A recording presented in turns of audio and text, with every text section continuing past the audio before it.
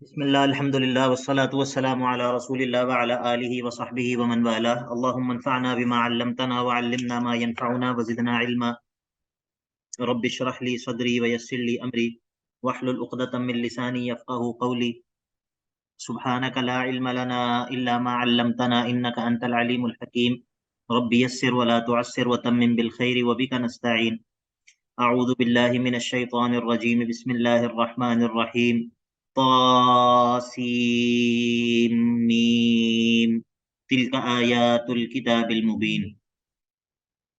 سورۃ الشعراء آج ہم نے شروع کرنی ہے انشاءاللہ۔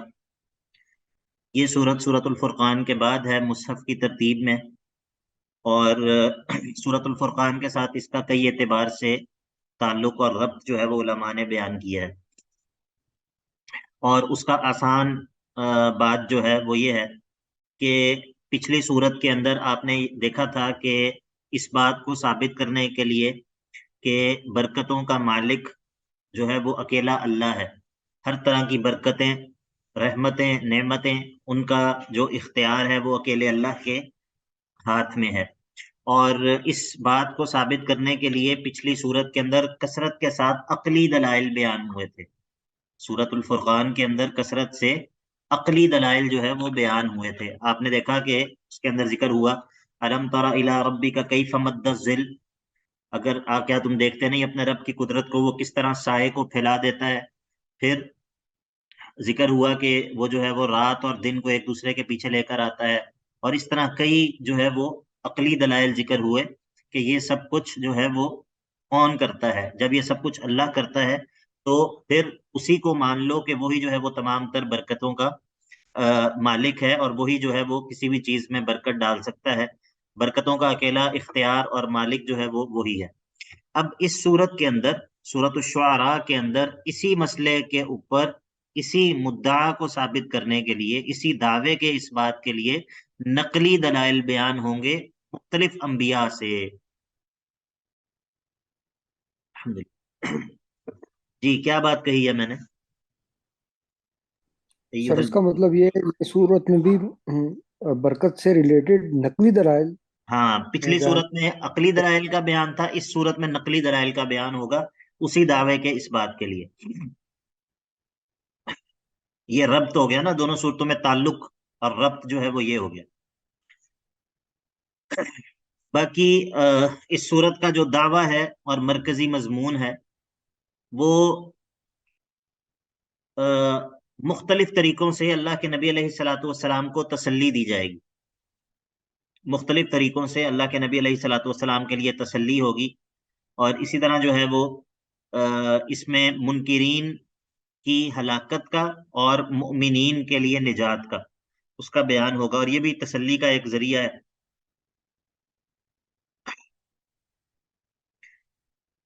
اس صورت میں 3 ابواب ہیں،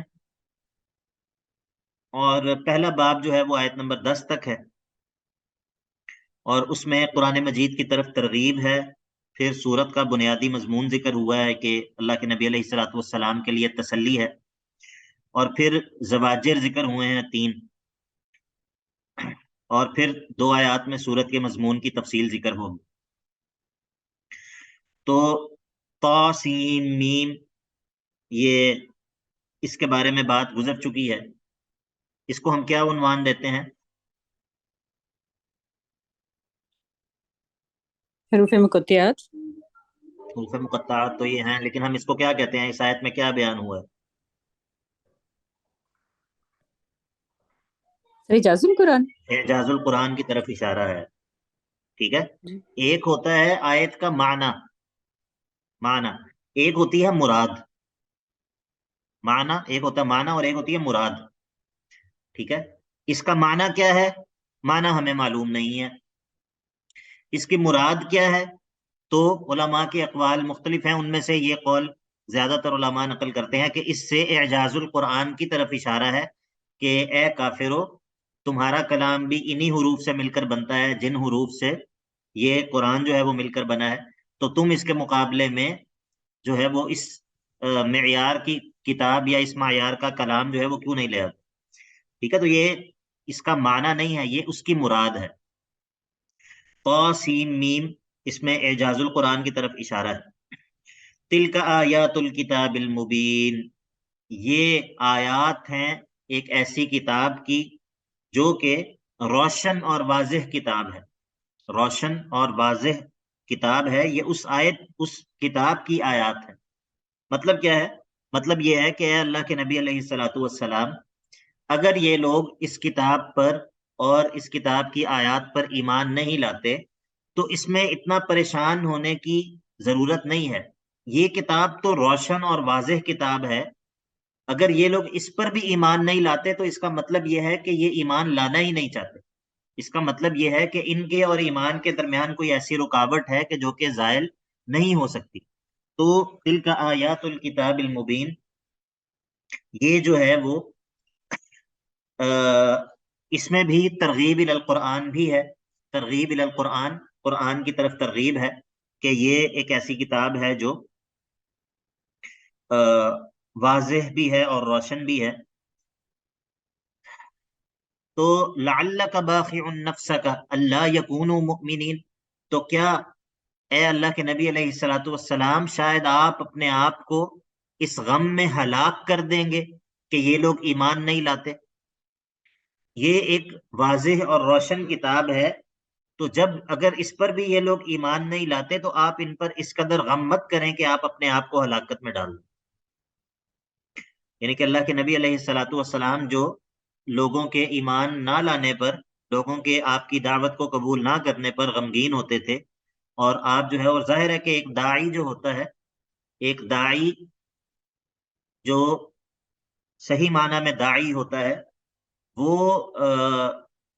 وہ لوگوں کا خیر خواہ ہوتا ہے، وہ لوگوں کے لیے لوگوں کا خیر خواہ ہوتا ہے۔ یعنی کہ ایک رویہ ہے نا کہ مطلب ایک رویہ یہ ہے کہ میں ان کو جو ہے وہ بس پیغام پہنچا کے ان پہ اتمام حجت کروں تاکہ یہ کل جو ہے وہ اللہ کے ہاں جواب دہ ہو جائیں، تاکہ یہ پھنس جائیں، تاکہ ان کو بس ان تک جو ہے وہ بات پہنچا دوں میں، میرا مقصد یہی ہے۔ ایک یہ مینٹیلٹی ہے۔ لیکن انبیاء کی جو ذہنیت ہوتی ہے، انبیاء کا جو اپنے لوگوں کے ساتھ جو طرز عمل ہوتا ہے، وہ جو ہے وہ ناصحانہ ہوتا ہے اور مشفقانہ ہوتا ہے۔ وہ ان کی خیر خواہی چاہ رہے ہوتے ہیں، ان کی کوشش یہ ہوتی ہے کہ کسی طرح ان لوگوں کو ہم جو ہے وہ ان کی نجات کا سبب بن جائیں، کسی طرح یہ لوگ جو ہے وہ بچ جائیں اس مصیبت سے کہ جس میں یہ مبتلا ہو سکتے ہیں اگر یہ لوگ ایمان نہیں لائیں گے۔ ٹھیک ہے، تو ایک داعی کی مینٹالٹی جو ہے وہ یہی ہونی چاہیے۔ ہاں، اس کا یہ مطلب نہیں ہے کہ وہ دین میں جو ہے وہ تحریف شروع کر دے لوگوں کو خوش کرنے کے لیے، لوگوں کی خواہشات کو، دین کو جو ہے وہ لوگوں کی خواہشات کے مطابق مولڈ کرنا شروع کر دے، جس طرح ہمارے کمپیشنیٹ امامز جو ہوتے ہیں وہ کرتے ہیں۔ یہ مطلب اس کا نہیں ہے، لیکن بہرحال داعی جو ہے اس کو لوگوں کے لیے اس کے دل میں ایک ہمدردی اور ایک درد جو ہے وہ ہونا چاہیے، اور اس کی کوشش یہی ہونی چاہیے کہ کسی طرح میں زیادہ سے زیادہ لوگوں کو جو ہے وہ ان کی نجات کا سبب بن جاؤں۔ تو اللہ کے نبی علیہ الصلوۃ والسلام کو تسلی دی ہے کہ آپ جو ہے وہ ان لوگوں کے انکار کی وجہ سے اپنے آپ کو پریشانی میں اور ہلاکت میں مت ڈالیں کہ اگر یہ لوگ ایمان نہیں لا رہے تو ان کا ایمان جو ہے وہ اللہ تعالیٰ کے اختیار میں ہے، لیکن ان پر جبر اللہ رب العزت نہیں کر رہا۔ تو ان نشأ ننزل علیہم من السماء آیۃ فظلت اعناقهم لها خاضعین، یعنی کہ اے اللہ کے نبی علیہ الصلوۃ والسلام، ان نشأ، اگر ہم چاہتے تو ننزل علیہم، ہم نازل کر دیتے ان لوگوں پر، من السماء، آسمان سے، آیتن، ایک ایسا معجزہ، جبری معجزہ، کہ فظلت اعناقهم، کہ ان کی گردنیں جو ہیں وہ جھک جاتی، لہا، اس معجزے کے لیے، خاضعین، اس حال میں کہ یہ جو ہے وہ عاجزی کرنے والے ہوتے، خضوع کرنے والے ہوتے۔ اللہ کے نبی علیہ الصلوۃ والسلام، اگر اللہ نے ان سے صرف زبردستی ایمان ہی مطلوب ہوتا کہ بس زبردستی کسی طرح یہ ایمان لے آئیں، تو اللہ رب العزت ان پر کوئی ایسی آسمان سے نشانی نازل کر سکتا تھا کہ یہ ان کو مجبوراً جو ہے وہ ایمان لانا پڑ جاتا۔ لیکن مجبوراً ان کو ایمان ان سے قبول کروانا، یا ان سے جو ہے وہ مجبوراً ان کو ایمان میں داخل کروانا، یہ تو مقصود ہی نہیں ہے۔ دنیا میں تو ان کا امتحان جو ہے وہ مقصود ہے، تو اگر یہ لوگ ایمان لے آئیں تو ٹھیک ہے، اور اگر یہ ایمان نہیں لاتے تو اس میں اتنا زیادہ پریشان ہونے کی ضرورت جو ہے وہ نہیں ہے۔ جس طرح اللہ رب العزت نے بنی اسرائیل کو کہا تھا نا کہ وَرَفَعْنَا فَوْقَهُمُ الطُّورَ، وَرَفَعْنَا فَوْقَهُمُ الطُّورَ، ان کے اوپر جو ہے وہ طور پہاڑ کو بلند کر دیا۔ خُذُوا مَا آتَيْنَاكُمْ بِقُوَّةٍ، ابھی ہم نے تورات جو دی ہے اس کو مضبوطی کے ساتھ تھام لو، ٹھیک ہے؟ تو یہ اس طرح جو ہے وہ ان سے ایمان جو ہے وہ مطلوب اور مقصود نہیں ہے۔ وما یأتیہم، اب جو ہے وہ زجر ہے کہ یہ ان واضح اور روشن آیات کا انکار کرتے ہیں اور یہ ان کو تسلیم نہیں کرتے، اس پر زجر ہے۔ وما یأتیہم، اور یہ ان کے تین کاموں پر زجر ہے۔ ایک ہے اعراض، اعراض اعراض ہوتا ہے کسی چیز سے منہ موڑ لینا، کسی چیز کو اگنور کرنا۔ ایک دفعہ میں نے پہلے بھی شاید یہ ذکر کیا تھا کہ ایک ہوتا ہے جہل، جہالت، ایک ہوتا ہے اعراض، ان دونوں میں فرق ہے۔ ایک بندہ جو ہے وہ کہیں پر وہ افریقہ کے کسی دور کے علاقے کے اندر ایک بندہ جو ہے وہ مسلمان ہوا، اور اب اس علاقے کے اندر اس کے پاس بس کوئی ایک آدھا کوئی مسلمان پہنچ گیا، اس نے اس کو کہا کہ بھائی یہ جو ہے وہ اللہ ہے، اللہ نے ہمیں پیدا کیا ہے اور اس نے جو ہے وہ رسول بھیجے ہیں، اور اس کے رسول آخری رسول ان کا نام محمد ہے، ان پر جو ہے وہ ہمیں ایمان رکھنا ہے۔ اب اس بندے تک اتنی بات پہنچی، اور باقی اس کو نہ اس تک کوئی پہنچا، نہ وہ کسی تک پہنچا، نہ اس تک کوئی کتاب پہنچی، نہ اس تک کوئی جو ہے وہ دعوت پہنچی، نہ اس تک کوئی معلم پہنچا، نہ اس تک کوئی قرآن پڑھانے والا پہنچا، نہ اس کو عبادات کی، معاملات کی، طہارت کی تفصیلات، یہ ساری باتیں اس کو نہیں پتہ چلی۔ اب یہ بندہ جو ہے، یہ بندہ اس کے پاس اس کی جو حالت ہے اس کو کہتے ہیں جہل۔ بات سمجھ آ گئی؟ جی سر۔ جی سر۔ ایک بندہ ہے جو یہاں پر لاہور میں ہے، اور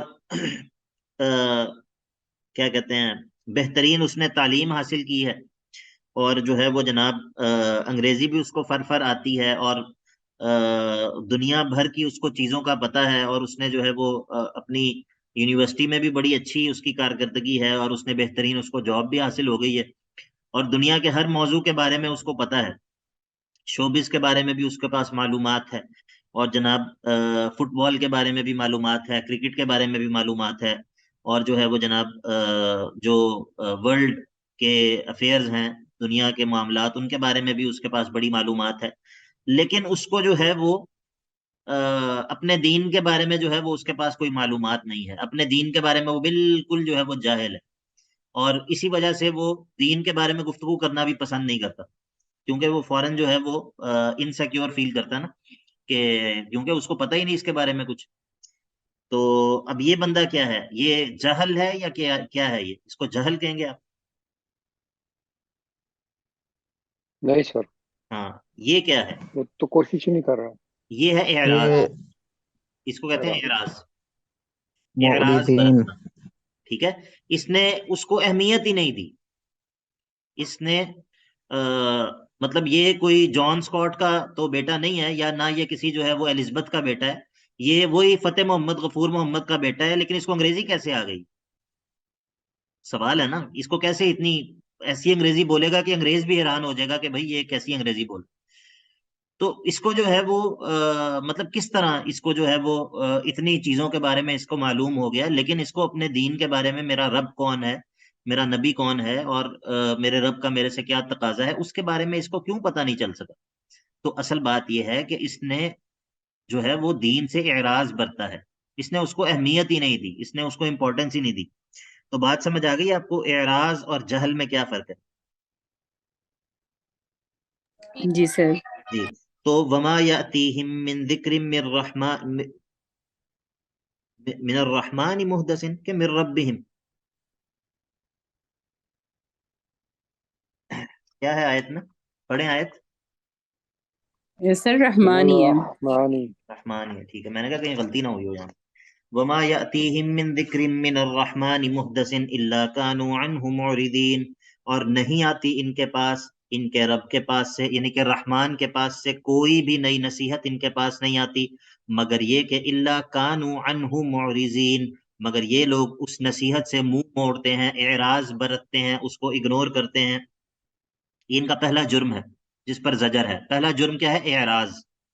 دوسرا ان کا جرم ہے تکذیب، فقد کذبوا، بس یقیناً انہوں نے جھٹلا دیا، انہوں نے جھٹلا دیا۔ جب بھی ان کے پاس کوئی نئی نصیحت ان کے رب کے پاس سے آتی ہے اس سے اعراض برتتے ہیں، اس کو جھٹلا دیتے ہیں، اس کی تکذیب کرتے ہیں۔ تو فسیأتیہم، پس ضرور ان کے پاس آ جائے گا، انباء ما کانوا بہ یستہزئون، اس چیز کی حقیقت جو ہے وہ ان پر واضح ہو جائے گی جس چیز کا یہ استہزاء اور مذاق جو ہے وہ اڑاتے ہیں۔ تو ان کا دوسرا جرم جو ہے وہ تکذیب ہے، تیسرا جو جرم ہے وہ ہے استہزاء اور مذاق اڑانا۔ جی حماد بھائی۔ سر یہ جو ذکر تھا ان لوگوں کے لیے، یہ ان کے لیے نیا تو نہیں تھا؟ یہ جو نصیحت تھی، آپ صلی اللہ علیہ وسلم جو نصیحت فرما رہے ہیں، یہ ان کافروں کے لیے نیا تو نہیں تھا؟ وہ پہلے بھی ان تمام چیزوں سے واقف تھے، دین حنیفی کے لحاظ سے؟ نہیں، بات یہ ہے کہ جب ان پر کوئی بھی جو ہے وہ آتی ہے، کوئی بھی شخص جو ہے وہ ان کے پاس کوئی بھی نبی جو ہے وہ ان کے پاس دعوت لے کر آتا ہے تو یہ یہی کہتے ہیں کہ یہ تو کوئی نئی بات کر رہا ہے، ٹھیک ہے؟ تو ان کے گمان میں وہ دعوت جو ہے وہ نہیں ہوتی ہے۔ ایک بات تو یہ ہے، ایک معنی یہ ہو سکتا ہے۔ دوسرا معنی یہ ہے کہ جو شریعت کے احکام ہیں وہ جو ہے وہ درجہ بدرجہ اترتے ہیں، یا شریعت کے احکام کے علاوہ بھی اللہ رب العزت جو ہے وہ بار بار مکہ کے اندر جو ہے وہ وحی آتی ہے۔ کبھی جو ہے وہ وحی آ رہی ہے جس میں مرنے کے بعد دوبارہ زندہ کیا جائے گا، بعث بعد الموت کا اس بات ہے۔ کبھی وحی آ رہی ہے کہ جس میں کفار کو یہ کہا جا رہا ہے کہ اکیلے اللہ کی جو ہے وہ عبادت کرو، اللہ کے ساتھ کسی اور کو شریک نہ کرو۔ اب یہ جب بھی وحی آ رہی ہے تو یہ گویا کہ رحمان کی طرف سے آنے والا نیا ذکر ہے، اس اعتبار سے کہ یہ اب نازل ہوا، ٹھیک ہے؟ مطلب ہر دفعہ آنے والی جو نصیحت اور وحی ہے وہ پچھلی دفعہ کے مقابلے میں نہیں ہے، اور ان کا ہر نصیحت کے ساتھ جو ہے وہ وہی پرانا رویہ ہے، اعراض، تکذیب اور استہزاء۔ جی سر۔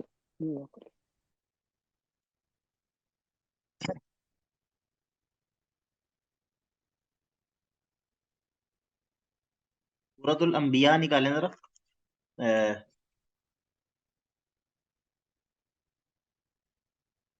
سورۃ الانبیاء 17واں پارہ، 17ویں پارے کا آغاز۔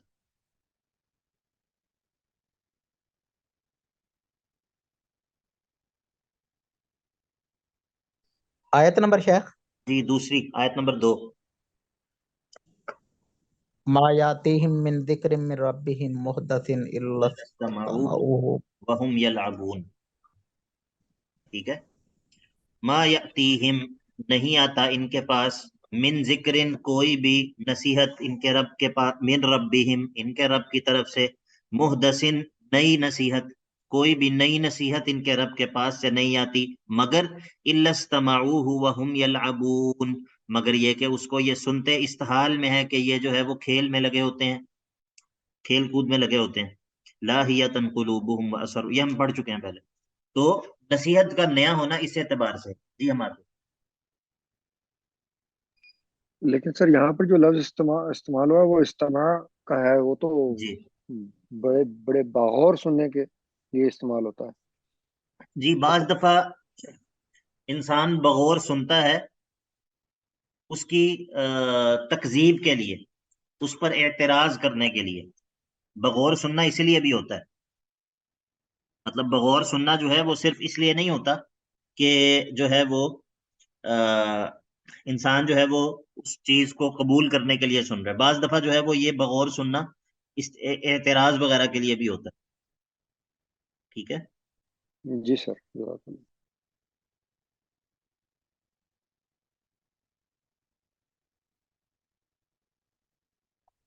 اچھا جی،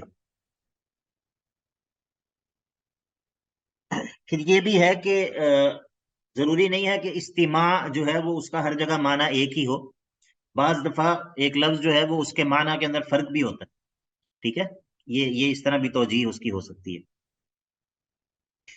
الفاظ مختلف معنی کے اندر استعمال ہو جاتے ہیں. تو جناب یہاں پر 3 چیزوں کا، 3 جرائم کا تذکرہ ہوا ہے آیات مبین کے حوالے سے، اور نیا جب بھی کوئی نئی نصیحت، نیا ذکر رب کی طرف سے آ جائے اس حوالے سے. ایک ہے اعراض، دوسرا ہے تکذیب، اور تیسرا ہے استہزاء. اب جو ہے وہ عقلی دلیل کا ذکر ہے کہ اولم یروا الی الارض، کیا یہ لوگ زمین کو نہیں دیکھتے؟ کم انبتنا فیہا من کل زوج کریم، کم من کل زوج کریم انبتنا فیہا، کم انبتنا فیہا من کل زوج کریم، کہ کس قدر ہم نے اس میں اگا رکھے ہیں ہر قسم کے نفیس، ہر قسم کے فائدے مند اور نفیس پودے جو ہے وہ ہم نے اس میں اگائے ہیں. کیا یہ لوگ زمین کی طرف نہیں دیکھتے کہ ہم نے اس میں کتنی جو ہے وہ نفیس قسم کے اور مفید قسم کے، کریم مفید اور نفیس زبردست قسم کے جو ہے نباتات ہم نے اس میں اگائی ہیں، ہر طرح کی. تو ان فی ذلک لآیہ وما کان اکثرهم مؤمنین، تو یقیناً اس میں جس کا ہم نے ذکر کیا، اس میں جو ہے وہ عبرت کا سامان ہے، اس میں جو ہے وہ واعظ اور نشانی ہے. لیکن وما کان اکثرهم مؤمنین، لیکن ان لوگوں کی جو اکثریت ہے وہ ایمان لانے والی نہیں ہے.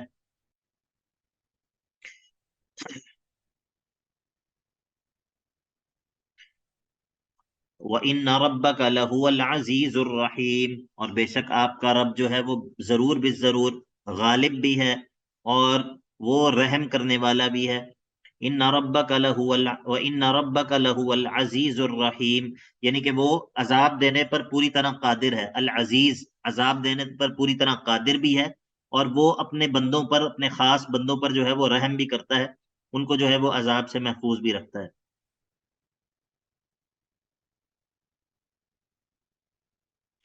اب یہاں سے آگے آیت نمبر 10 سے جو ہے وہ سورت کا دوسرا باب ہے. یہ لمبا باب چلے گا، اور اس باب کے اندر جو ہے وہ کیا ہے، اس میں 7 انبیاء کے واقعات بیان ہوں گے. جی حماد بھائی.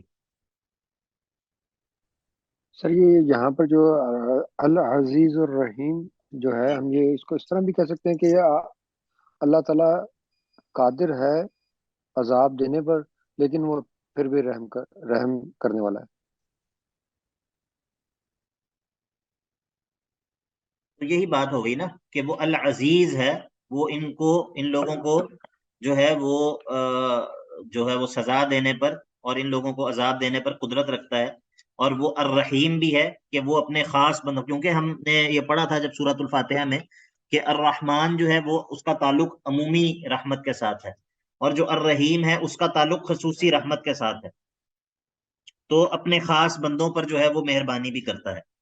ٹھیک ہے، وہ غالب ہے، اس کے باوجود وہ اپنے خاص بندوں پر جو ہے وہ مہربانی بھی کرتا ہے، ان کو عذاب سے محفوظ بھی رکھتا ہے، اور ان کے اوپر جو ہے وہ مہربانی بھی کرتا ہے. اچھا جی. اب اس اگلے دوسرے باب کے اندر جو ہے وہ انبیاء کے واقعات ذکر ہوں گے. اس میں جو ہے کئی طرح کے فائدے ہیں، مثلا یہ نقلی دلائل کے طور پر بھی یہ واقعات ذکر ہوں گے. اسی طرح جو منکرین ہیں ان کے لیے عذاب کے نمونے اور مثالیں بھی ذکر ہوں گی کہ دیکھو جب لوگوں نے انبیاء کا انکار کیا تو پھر ان کے منکرین کے ساتھ، ان کے مخالفین کے ساتھ کیا ہوا. اور پھر اسی طرح ان واقعات کے اندر ایک اور فائدہ بھی ہے، جو بتائے گا اس کے لیے انعام ہے انشاءاللہ.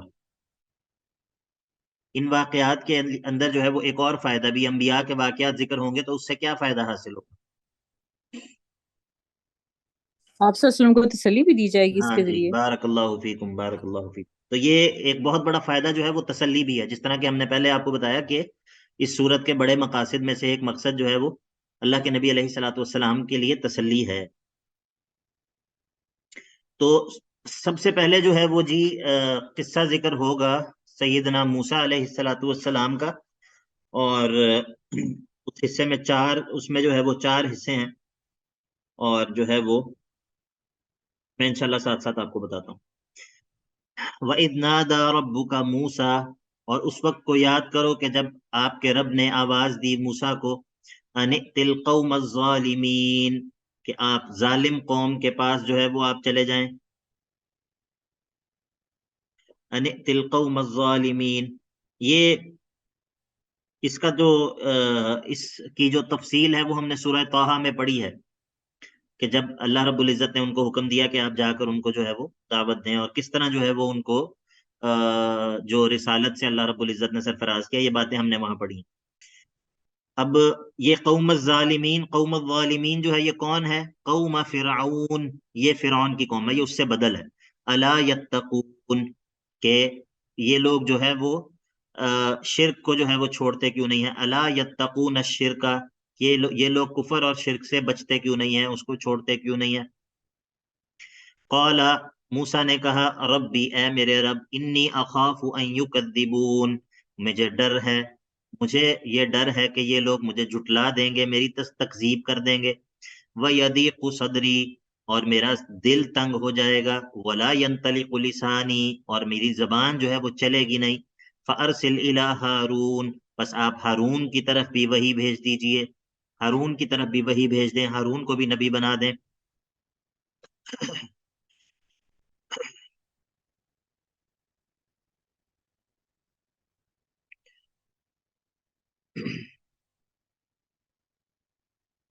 وَلَهُمْ عَلَيَّ ذَنْبٌ، یہ ایک اور خوف کا ذکر ہے. وَلَهُمْ عَلَيَّ ذَنْبٌ، اور میرے ذمے ان کا ایک قصور بھی ہے. فَأَخَافُ أَن يَقْتُلُونَ، اور مجھے خوف ہے کہ وہ مجھے اس قصور کی وجہ سے قتل کر دیں گے. کون سا قصور ہے؟ سر مکہ مار کر وہ وہ ایک جو قتل بندہ، ہو گیا تھا آپ. جی وہ جو بندہ جو ہے وہ مار دیا. سبحان اللہ، کیسا موسیٰ علیہ السلام کا مکہ ہوگا، کیا بات ہے. وَلَهُمْ عَلَيَّ ذَنْبٌ فَأَخَافُ أَن يَقْتُلُونَ، اور میرے ذمے ان کا ایک قصور بھی ہے، اور مجھے ڈر ہے کہ وہ مجھے اس کی وجہ سے قتل نہ کر دیں. قَالَ كَلَّا، اب یہ دیکھیے، اس کو ہم کہتے ہیں تسلی. اب دیکھیں یہ پورا جو قصہ ہے اس میں تسلی ہے نا، اللہ کے نبی علیہ الصلوۃ والسلام پر یہ آیات اتر رہی ہیں. اب آپ خود سوچیں کہ مکہ کے ماحول کے اندر جب اللہ کے نبی علیہ الصلوۃ والسلام کو ہر طرف سے مصیبتیں بھی، پریشانیاں بھی ہیں، اور جو ہے وہ خوف بھی ہے، ہر طرح کے دشمنی بھی ہر طرح کی ہے، اور اس سارے پس منظر کے اندر، اس سینیریو کے اندر جب اللہ رب العزت انبیاء کے واقعات کو ذکر کرتا ہے کہ انبیاء نے کس طرح دعوت دی، کس طرح ان کی مشکلات ان پر آئیں، کس طرح ان کی مخالفتیں ہوئیں، اور نتیجہ کیا نکلا، عاقبت اور انجام کے اعتبار سے اللہ رب العزت نے انبیاء کو ہی غالب رکھا. ان کے چاہنے والوں، ان کی ماننے والے جو ہیں، ان کو جو ہے وہ اللہ رب العزت نے انجام کار کے اعتبار سے ان کو جو ہے وہ غالب کیا، اور ان کے جو دشمن ہیں ان کو اللہ رب العزت نے مغلوب کیا. تو یہ باتیں پڑھ لینا بہت آسان ہے، اس طرح جس طرح ہم پڑھ رہے ہیں 1400 سال بعد، لیکن آپ کبھی اس کو تصور کریں کہ ان جو ہے ان حالات کے اندر ان آیات کا کیا ان کا اثر ہوتا ہوگا، تو پھر آپ کو اندازہ ہوگا کہ جو پچھلی صورت کے اندر اللہ رب العزت نے کہا کہ کافروں نے اعتراض کیا، لولا نزل علیہ القرآن جملۃ واحدہ، اس پر سارا قرآن ایک ہی مرتبہ کیوں نہیں نازل ہو جاتا. تو اللہ رب العزت نے کیا فرمایا، کذالک لنثبت بہ فؤادک ورتلناہ ترتیلا، ایسا ہم اس لیے نازل کرتے ہیں تاکہ اس کے ذریعے ہم آپ کے سینے کو مضبوط کر دیں، آپ کے دل کو مضبوط کر دیں اس کے ذریعے. ٹھیک ہے، تو یہ بڑا زبردست جو ہے وہ فائدہ، اور یہ فائدہ جو ہے وہ ہر دور کے اندر ہر مومن کے لیے ہے، بشرط یہ کہ وہ مومن ہو بھی. تو ایمان والوں کے لیے، ایمان والوں کا جو تعامل ہے ان قرآنی قصوں کے ساتھ، وہ صرف یہ نہیں ہونا چاہیے کہ اس میں معلومات ہیں اور بس. یہ هذه نظرۃ ناقصہ وقاصرہ، یہ بندے کی جو ہے نا وہ ایک انتہائی، یعنی کہ بہت ہی سطحی قسم کی نگاہ ہے. یہ صرف واقعات اور قصے اور معلومات نہیں ہیں، بلکہ ان میں بڑے فوائد ہیں، بڑی عبرتیں ہیں، ان میں بڑی نصیحتیں ہیں، اور بڑے سارے اس کے اندر ایک مومن کے لیے بڑے سارے اسباق ہوتے ہیں. ٹھیک ہے، تو یہ قرآنی قصوں کو جو ہے وہ اتنا وہ نہیں لینا چاہیے، اتنا ایزی نہیں لینا چاہیے. الحمدللہ.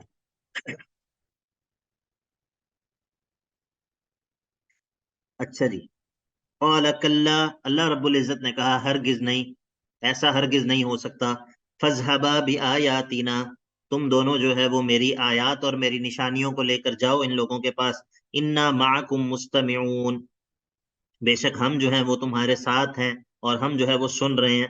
مطلب یہ ہے کہ ہم ہر چیز جو ہے وہ ہم اس کو سن رہے ہیں اور دیکھ رہے ہیں. ہماری معیت نصرتی جو ہے وہ تمہارے ساتھ ہے، پریشان ہونے کی ضرورت نہیں ہے. فَأْتِيَا فِرْعَوْنَ، تو تم دونوں جاؤ فرعون کے پاس. فقولا، اور کہو انا رسول رب العالمین، کہ ہم جو ہے وہ رب العالمین کے رسول ہیں. ان ارسل معنا بنی اسرائیل، اور یہ کہو کہ ہمارے ساتھ بنی اسرائیل کو بھیج دے، چونکہ اس نے ان کو جو ہے وہ غلام بنا رکھا تھا. قال، اب جب یہ لوگ گئے اور جا کے یہ کلام میں حذف ہے نا، وہ دونوں جو ہے وہ گئے فرعون کے پاس، اس کو جا کر دعوت دی. اب اس نے جواب میں یہ کہا، قال، اس نے کہا الم نربک فینا ولیدا. اب وہ احسان جتانے لگ گیا. جب انہوں نے کہا نا انا رسول رب العالمین، ہم رب العالمین کے رسول ہیں، تو یہ اس کو بڑی تکلیف اس سے ہوتی تھی نا. تو اس نے کہا تمہاری تربیت تو تمہارا رب تو میں ہوں، تمہاری پرورش تو میں نے کی ہے جب تم چھوٹے سے لڑکے تھے، وہ بھول گئے ہو. احسان جتا رہے. قال، فرعون نے کہا الم نربک فینا ولیدا، کیا ہم نے تمہاری پرورش نہیں کی اپنے اندر جبکہ تم چھوٹے لڑکے تھے. وَلَبِثْتَ فِينَا، اور تم ٹھہرے رہے ہمارے میں. مِنْ عُمُرِكَ سِنِينَ، اپنی زندگی کے کئی برس تم نے ہمارے اندر گزارے ہیں. جی سمجھ آ رہی ہے سب کو؟ پریشانی تو نہیں ہو رہی کوئی؟ جی سر، جی سر آ رہی ہے. اچھا، پھر تم نے کیا کیا؟ وَفَعَلْتَ فَعْلَتَكَ الَّتِي فَعَلْتَ وَأَنْتَ مِنَ الْكَافِرِينَ. یہ دیکھیں نا، یہ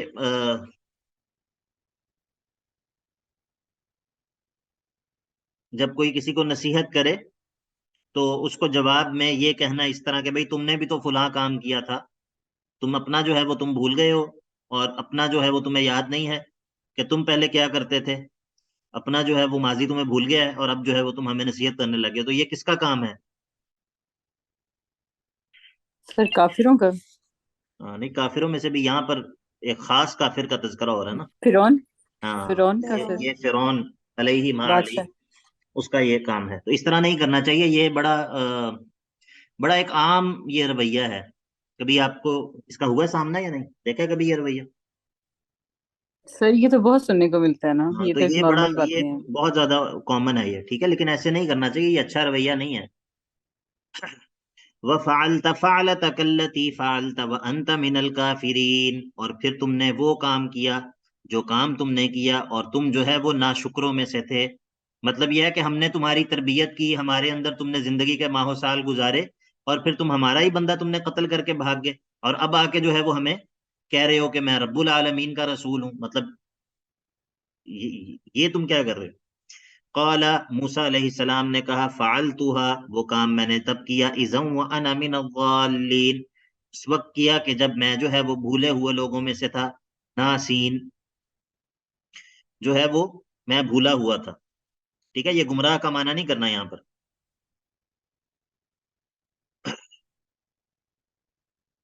خطا کا معنی ہے یہاں پر نا، خطا کا معنی ہے کہ بھئی میں نے تو، بات یہ ہے کہ میں نے اسے کون سا کوئی بندوق سے یا تلوار سے قتل کیا ہے، تو میں نے تو اسے مکہ مارا ہے اور مکے سے وہ مر گیا ہے، تو اس میں میرا تو کوئی قصور نہیں ہے، یہ تو خطا ہے، اس کو قتل خطا کہتے ہیں. آپ نے پڑھا ہوگا فقہ کے اندر کہ ایک ہوتا ہے قتل عمد اور ایک ہوتا ہے قتل خطا. تو قتل عمد وہ ہوتا ہے جو اس اس سے کیا جائے، اس اوزار سے کہ جس سے بندہ قتل ہو سکتا ہو، اس کو قتل عمد کہتے ہیں. ٹھیک ہے، اور قتل خطا یہ ہوتا ہے کہ بندہ جو ہے وہ اس چیز سے، ایسی چیز سے مر جائے کہ جو جس سے عموماً قتل ہوتا نہیں ہے، جس سے بندہ مر نہیں سکتا، اس کو قتل خطا کہتے ہیں. ٹھیک ہے، تو اب مکے سے کون مرتا ہے؟ یہ تو پتہ نہیں کس طرح کا وہ بندہ تھا، اور پھر ظاہر ہے مکہ بھی موسیٰ علیہ السلام کا تھا نا، مکہ بھی عام نہیں تھا، لیکن یہ ہے کہ مکے سے بندہ مرتا نہیں. جی بسم اللہ الرحمن الرحیم.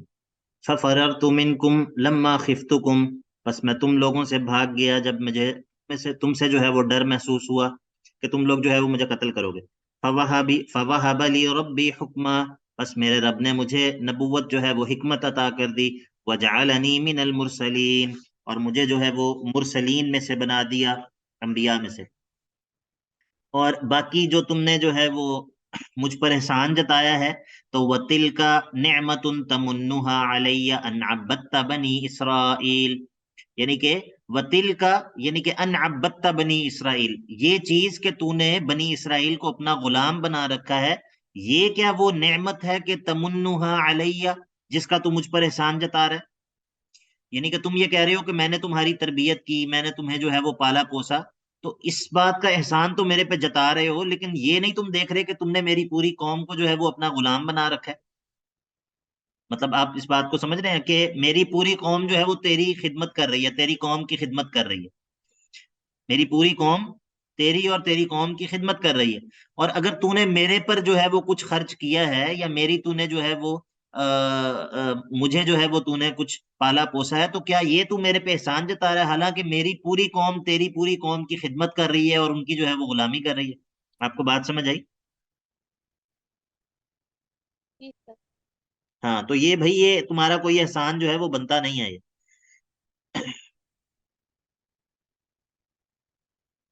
میری قوم ہی جو ہے وہ زمینداری کرتی تھی، اور وہ تمہاری جو ہے وہ خدمتیں کرتی تھی، اور اسی کی کمائی سے تم بھی کھاتے تھے اور میں بھی کھا لیتا تھا، تو اب یہ تمہارا میرے پر احسان کیسے ہے؟ بلکہ میرا تمہارے پر احسان ہے کہ میری قوم جو ہے وہ تمہاری خدمت کر رہی۔ قال فرعون وما رب العالمین، فرعون نے کہا یہ رب العالمین کیا ہوتا ہے؟ اللہ اب یہ موسیٰ علیہ السلام رب العالمین کا تعارف کروا رہے ہیں۔ یہ آیات میں نے آپ لوگوں کو نکلوائی تھی جب سورہ فاتحہ پڑھا رہا تھا۔ قال رب السماوات والارض وما بینہما ان کنتم موقنین، رب العالمین وہ ہوتا ہے کہ جو آسمانوں کا اور زمین کا اور جو کچھ بھی ان کے درمیان ہے ان کی پرورش کرنے والا ہوتا ہے، ان کنتم موقنین، اگر تم یقین کرنے والے ہو تو اس پر ایمان لے آؤ۔ اب اس نے جو ہے وہ اپنے ارد گرد جو لوگ تھے ان کو مخاطب کر لی۔ قال لمن حولہ، اس نے اپنے ارد گرد کے لوگوں سے کہا الا تستمعون، کیا تم یہ اس کی باتیں سن رہے ہو اس لڑکے کی؟ قال، موسیٰ علیہ السلام نے اپنی بات کو جاری رکھا، قال ربکم، تمہارا بھی وہی رب ہے، ورب آبائکم الاولین، اور تم سے پہلے تمہارے بڑے آباء و اجداد کا بھی رب وہی ہے۔ اب فرعون نے کہا ان رسولکم الذی، اے لوگو تمہارا یہ رسول، الذی ارسل الیکم، جس کو تمہاری طرف بھیجا گیا ہے۔ اب یہاں پر جو دیکھیں اس نے ذکر کیا ہے ان رسولکم الذی ارسل الیکم، جس کو تمہاری طرف بھیجا گیا ہے، یہ کیوں ذکر کیا اس نے؟ رسالت پر ایمان لے آیا؟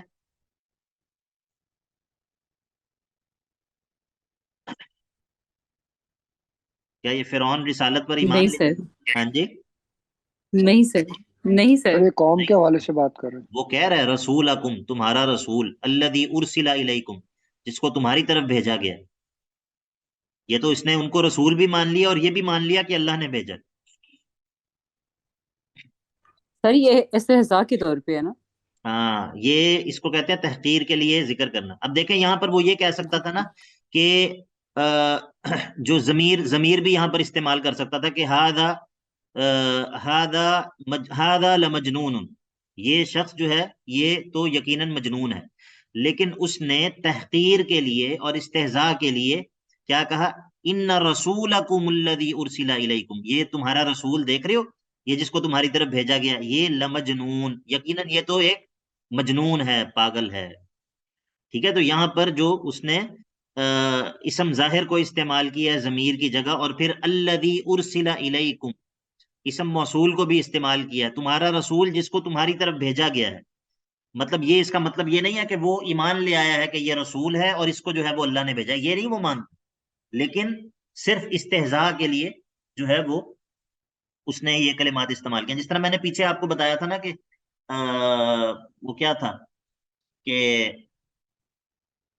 ہاد الذی یذکر آلہتکم، یا اسی طرح اور بھی آتا ہے قرآن مجید میں کئی جگہوں پہ، کیونکہ یہ ظاہر عرب کا اسلوب ہے اس طرح کہ وہ بعض دفعہ اسم اشارہ ذکر کرتے ہیں تحقیر کے لیے، بعض دفعہ جو ہے وہ اسم موصول ذکر کرتے ہیں تحقیر کے لیے، استہزاء کے لیے۔ تو یہ ساری باتیں جو ہے وہ علم البلاغہ کے اندر ہم پڑھتے ہیں کہ کون کون سی چیز جو ہے اس کے کیا کیا ہوتے ہیں، ذکر کرنے کے اسباب کیا ہوتے ہیں۔ ان رسولکم الذی ارسل الیکم لمجنون، اس نے کہا کہ یہ تو یقیناً یہ تو بے وقوف پاگل ہو گیا ہے، بالکل دیوانہ ہے۔ اب موسیٰ علیہ السلام نے اپنی بات جاری رکھی، قال رب المشرق والمغرب وما بینہما، وہ رب العالمین مشرق کا بھی رب ہے، مغرب کا بھی رب ہے، اور جو کچھ بھی اس کے درمیان ہے، ان دونوں کے درمیان، ان کا بھی وہی رب ہے۔ ان کنتم تعقلون، اگر تم جو ہے وہ عقل کر لو، اگر تم میں کچھ بھی عقل ہو تو تم اس بات کو جان لو گے۔ اب دھمکی، قال لئن اتخذت الہا غیری، اے موسیٰ اگر تو نے میرے علاوہ کسی کو اپنا رب اور معبود بنایا تو لأجعلنک من المسجونین، میں ضرور ضرور تجھے جو ہے وہ جیل میں ڈال دوں گا، میں تجھے جو ہے وہ قیدیوں میں سے کر دوں گا، جیل خانے میں کر دوں گا۔ قال موسیٰ علیہ السلام نے کہا اتفعل ذلک، کیا تم یہ کام کرو گے، ولو جئتک بشیء مبین، اور اگرچہ میں کوئی جو ہے وہ واضح نشانی تمہارے پاس لے آؤں، کیا پھر بھی مجھے جیل میں ڈال دو گے؟ قال فأتی بہ، اس نے کہا لے آؤ، کیا روشن چیز، کیا کون سی واضح نشانی تمہارے پاس ہے، اس کو لے آؤ، ان کنت من الصادقین، اگر تم سچے ہو تو ذرا اپنی واضح نشانی جو ہے اس کو پیش کرو۔ فألقى عصاه، پس موسیٰ نے اپنا ڈنڈا جو ہے وہ پھینک دیا، فإذا هي ثعبان مبین، بس وہ اچانک بہت بڑا اژدہا اور بہت واضح جو ہے وہ کھلا ہوا اژدہا جو ہے وہ بن گیا۔ وَنَزَعَ يَدَهُ، اور اپنا ہاتھ جو ہے وہ باہر نکالا تو فَإِذَا هِيَ بَيْضَاءُ لِلنَّاظِرِينَ، بس وہ اچانک جو ہے وہ ہاتھ روشن اور چمک رہا تھا دیکھنے والوں کے لیے۔ قال للملئ حوله، اب فرعون نے اپنے ارد گرد موجود لوگوں کو کہا ان هذا لساحر علیم، یہ کوئی بڑا ماہر جادوگر ہے، یرید ان یخرجکم من ارضکم بسحرہ، اب اپنے لوگوں کو جو ہے وہ جذباتی کر رہا ہے کہ یہ تمہیں تمہاری زمین سے نکالنا چاہتا ہے۔ یرید ان یخرجکم، یہ بڑا کوئی ماہر جادوگر ہے جو چاہتا ہے کہ تمہیں نکال دے، من ارضکم، تمہاری زمین سے، بسحرہ، اپنے جادو کے ذریعے، فماذا تأمرون، پھر تمہارا کیا مشورہ ہے، بتاؤ اس کا کیا کیا جائے۔ قالوا، انہوں نے کہا ارجہ واخاہ، اس کو اور اس کے بھائی کو ذرا کچھ مہلت دے دیں، وبعث فی المدائن حاشرین، اور تمام شہروں میں بلانے والوں اور اکٹھا کرنے والوں کو بھیج دیں کہ یاتو کا، وہ اکٹھا کرنے والے لے آئیں، بکل سحار علیم، ہر قسم کے ماہر جادوگروں کو وہ اکٹھا کر کے لے آئیں۔ پھر اس نے بھیج دیا، ان کو اکٹھا کرنے والوں کو بھیج دیا، اور پھر وہ اکٹھا کر لے آئے۔ فجمع السحرۃ، اکٹھے ہو گئے سارے جادوگر، لمیقات یوم معلوم، مقررہ وقت پر، اس دن جس دن کا جو ہے وہ سب کو معلوم تھا، یعنی کہ ایک مقررہ وقت جو تھا جس دن طے ہوا تھا، اس دن جو ہے وہ سارے اکٹھے ہو گئے۔ وقیل للناس، اور لوگوں سے کہا گیا، هل انتم مجتمعون، سارے کے سارے جمع ہو جاؤ۔ ویسے تو یہ استفہام ہے، لیکن یہ استفہام امر کے معنی میں ہے۔ هل انتم مجتمعون، کیا تم جمع ہوتے ہو، معنی کیا ہے، اجتمعوا، جمع ہو جاؤ۔ ٹھیک ہے، یہ اگین اسی طرح عرب کے اسالیب میں سے ہے کہ استفہام بمعنی امر جو ہے وہ استعمال ہوتا ہے، جس طرح ہے نا کہ جو شراب والی آیت ہے، هل انتم منتہون،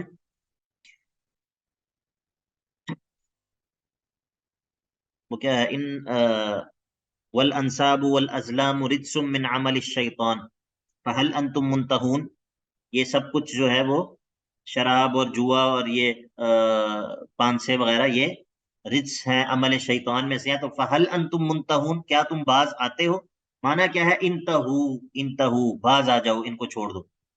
ٹھیک ہے، تو بعض دفعہ استفہام ہوتا ہے امر کے معنی میں۔ جی سمجھ آ گئی؟ جی سر۔ چلیے، باقی یہ مقابلہ ان کا جو ہے وہ انشاءاللہ کل کرائیں گے، آج کافی ہے اتنا۔